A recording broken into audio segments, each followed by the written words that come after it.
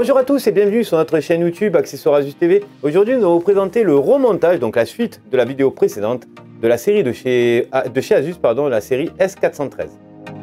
Donc comme promis, voilà, on se retrouve donc maintenant pour le remontage de la série S413 de chez Asus.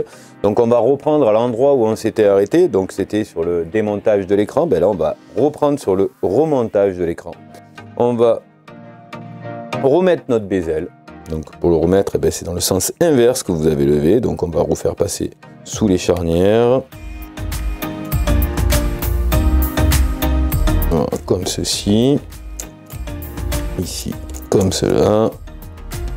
Voilà. Et ensuite, sans forcer très fort, hein. Pas oublier que c'est des petits ergots en plastique. Voilà. Et qu'en plus, il y a de l'adhésif qui va permettre le bon plaquage du bezel sur votre écran.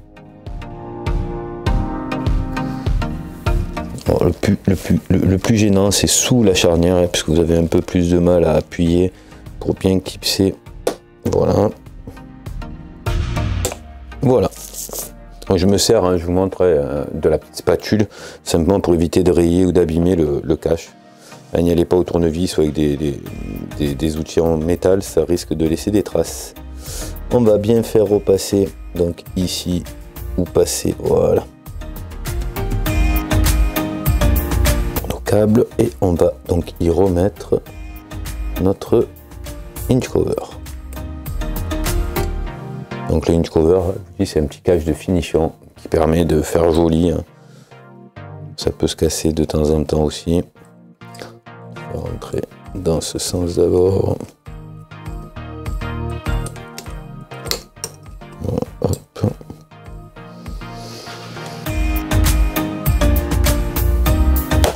Voilà. Alors, là je viens de reclipser le hinge cover. Il ne me restera plus qu'à remonter. Je vais vérifier quand même qu'il est bien tout clipsé partout. C'est parfait. Voilà, il ne me restera plus qu'à le remonter sur ma deuxième partie de mon ordinateur. Donc je prends mon clavier, je le retourne et je vais remettre tous les éléments. En l'occurrence, la dernière chose qu'on a démonté, c'était le pad. Alors on va recommencer par le pad. Donc je pars légèrement incliné, je fais glisser ici mon pad et je vais simplement remettre les 3 vis. Voilà, donc là je refais passer comme c'était, voilà, puisque elle était collée dessus, et je vais juste remettre, vous voyez, mon petit bout de sparadrap. Voilà. Là on est ok pour le pad. Maintenant on va remettre la carte mère. Alors je vais tricher un petit peu avant, hein. Je vais vous montrer parce que ça va être un peu plus casse-pied à la remettre. Vous voyez celle-ci de nappe, la forme qu'elle a. Si j'essaye de la remettre quand la carte mère est en place, ça va être un peu plus délicat. Donc je vais la remettre et profiter simplement que la carte mère est facilement accessible. Ce que je vais faire, c'est que, vous voyez, je vais vous montrer de près. Vous allez peut-être voir l'ergot. Vous voyez le petit ergot qui bouge, c'est celui-ci qu'il faudra relever. Et une fois que je l'ai enfiché, là il ne faudra pas le relever, il faudra simplement le baisser. Voilà, ce qui fait que votre nappe est maintenue. Je vais pouvoir repositionner ici ma carte mère. Oh, hop, toujours, alors, sur les cartes mères, pas toujours, mais vous voyez, vous avez des, on va dire des petits bouts qui dépassent, donc on va le faire rentrer d'abord avant de pouvoir le positionner comme il faut. Voilà. Je vais bien passer mes nappes, là je suis tout bien.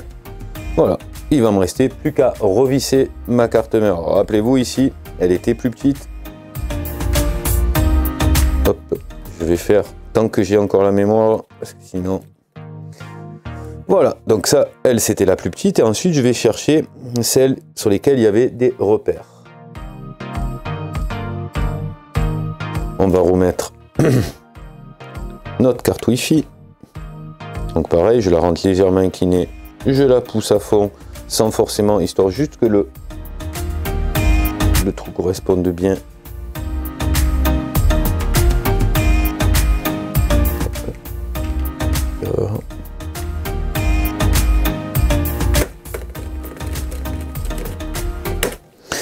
Je vais aussi refixer mes 3 vis de mon ventilateur.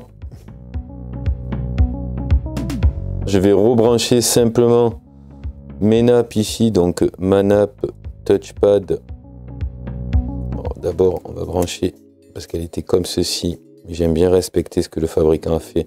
D'abord la nappe clavier. Donc, je relève toujours le petit ergot ici pour venir le refermer, pour maintenir la nappe. Donc votre nappe était comme ceci. Et là par-dessus, il y avait elle qui était comme ceci.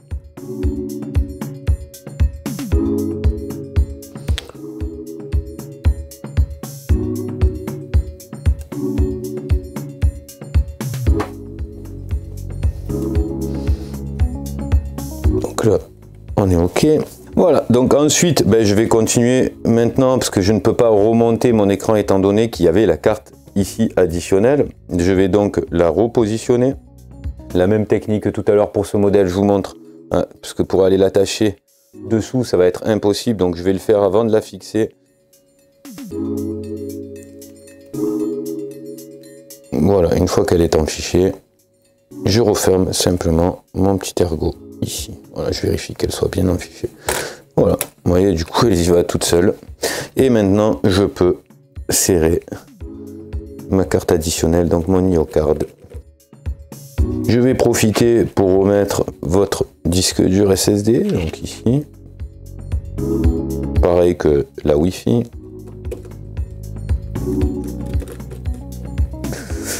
Profiter de remettre mon système de haut-parleur. Hein. De tous les cas, il n'y a pas l'écran, donc c'est pas gênant. Donc pareil, là c'est monté sur des cylindres blocs en caoutchouc, comme ceci. Passer là, passer ici, ici. Il va falloir le faire passer là-dedans, donc ça, je vais me le positionner et délicatement, je vais le faire passer. Donc c'est toujours pareil, quand vous avez des fils ou des parties, évitez les outils en métal, vous risquez de couper votre fil, de l'abîmer, qu'on évite. On se sert que des spatules en plastique, c'est très bien. Et voilà. Là, je viens de remonter donc le système de haut-parleur, ce qu'on appelle les speakers. La batterie, je l'ai montré en dernier. Et là, maintenant, je vais présenter mon écran. De la même manière qu'on l'a démonté, on va le remonter. C'est-à-dire, je vais soulever ma partie du clavier. Je vais faire glisser dessous mon écran. Je simplement le relève un petit peu. Alors, je vais essayer de vous montrer, il n'y a pas besoin de le relever plus que ça. Je le positionne et je vais venir simplement, alors sans pincer mes câbles bien sûr, rabattre ici mes charnières. Et donc je dois tomber pour considérer, voilà, hop, je vais retirer ma nappe ici pour pas la pincer. Voilà, là celle-ci de charnière est en place.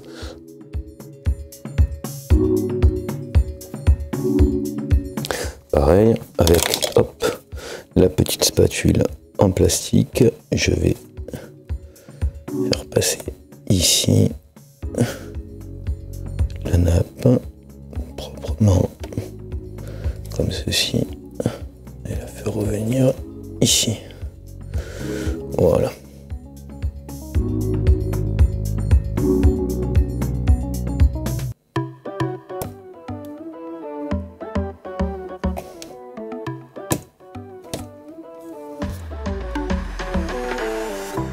Voilà, donc là maintenant je le positionne ici, pareil. Perfectionniste sur le passage du câble.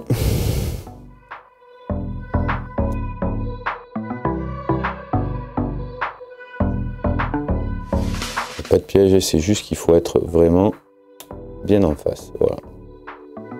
Vous avez entendu, je ne sais pas si vous avez entendu le petit clips. Et voilà pour le deuxième. Voilà, ma carte Wi-Fi est ainsi branchée. Alors même pareil, on va faire la même chose pour lui avant même de le resserrer. Celle-ci, on va passer ici notre nappe LVDS qu'on va brancher. Alors toujours pareil, c'est toujours très fragile ce type de nappe.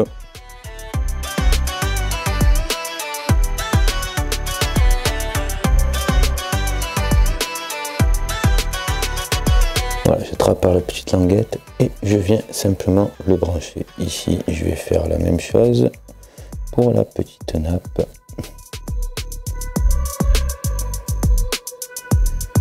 qui vient ici.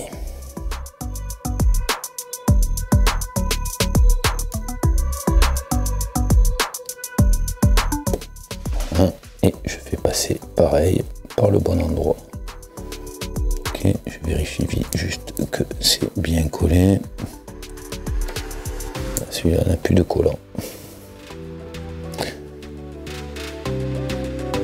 Alors si ça vous arrive là, comme ça, vous voyez celui-là, il n'a plus de collant, je relèverai le bottom pour mettre, vous pouvez mettre un petit ce qu'on appelle des scotch thermiques, juste pour maintenir et pour pas que votre prise sorte.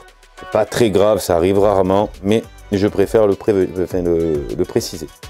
On va remettre, alors on se rappelle que celle-ci était plus petite.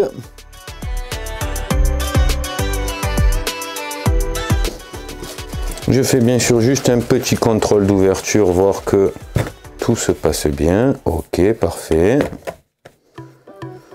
On est plutôt en bonne position. Ensuite, je vais repositionner ma batterie. Alors la batterie, vous avez deux petits crans ici, il faut juste viser et la faire descendre. Voilà. Voilà, ma batterie est positionnée. Je vais maintenant revisser ma batterie.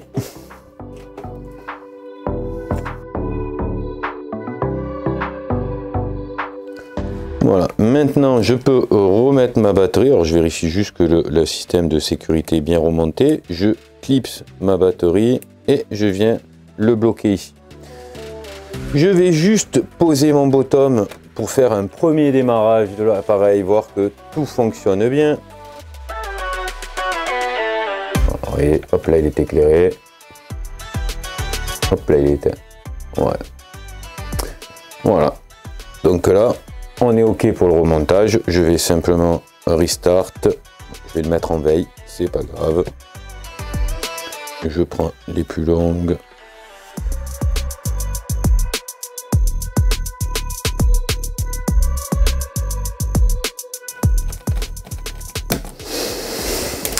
Et voilà pour le remontage du VivoBook de chez Asus, la série S413. Voilà, j'espère que cette vidéo aura été utile pour tous les démontages de cette série d'ordinateurs portables. Merci de m'avoir suivi. Surtout, n'hésitez pas, le petit pouce bleu, le partage et petit commentaire, ça fait toujours plaisir. À très bientôt.